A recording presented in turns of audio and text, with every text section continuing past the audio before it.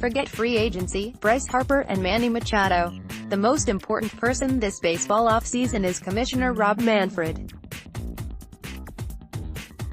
He punted on the chance last offseason to exercise his power to implement passive action procedures, i.e., a pitch clock, out of deference to a players' association that was chapped about a slow-developing free agent market. Among the developments that are slowing baseball games to a crawl, the proliferation of electronic surveillance. Many clubs now have as many as 6 high-magnification cameras installed in their home ballpark specifically designed to steal signs from opponents. Here's how quickly things have changed, according to a Dodgers source. 3 years ago, if you walked into the Dodgers video room behind their Dodger Stadium dugout, you would likely have found Zach Greinke poring over video of opposing hitters, looking for any edge he could find to match up his stuff against their weakness.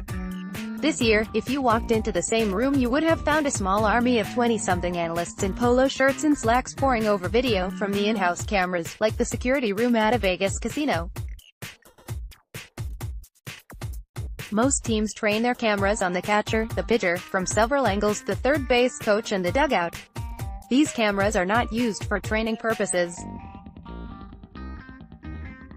They are used expressly for stealing signs and deciphering tells from pitchers.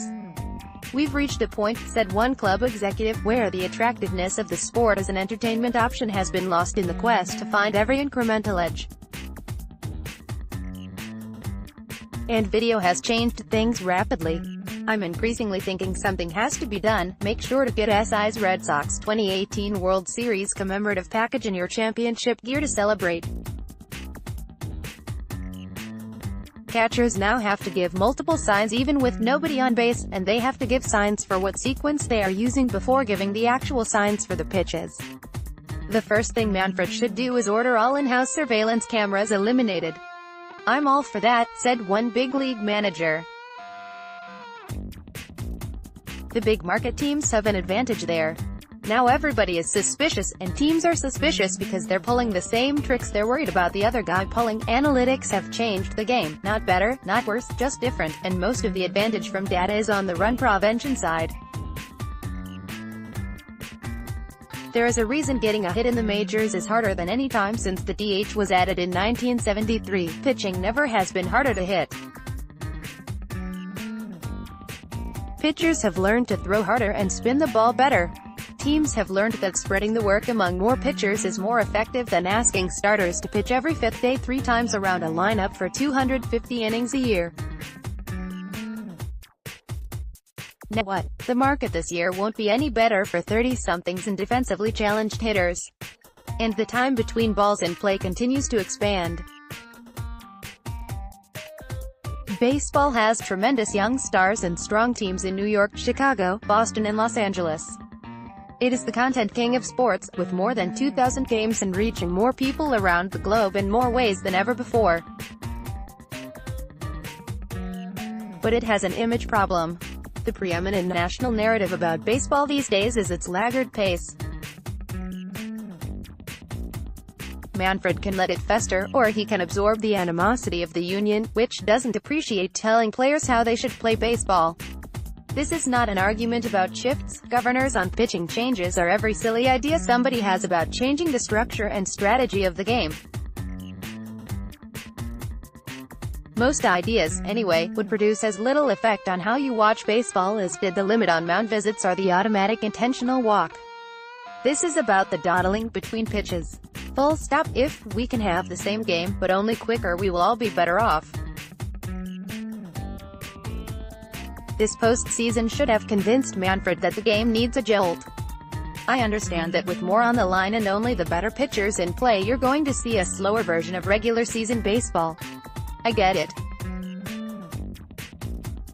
But not like this, not with the electronic surveillance adding to the gaps in action.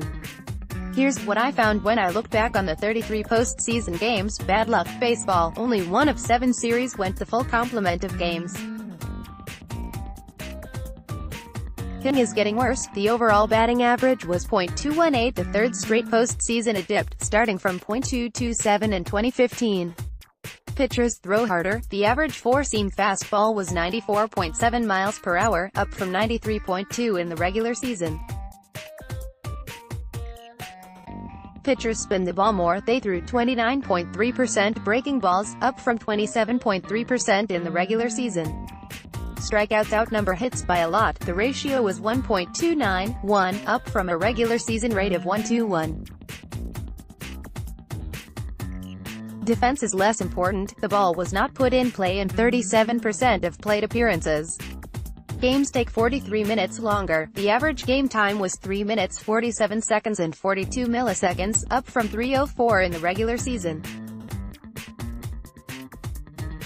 Marathons are becoming more common. A record 23 games took more than 3.5 hours to play.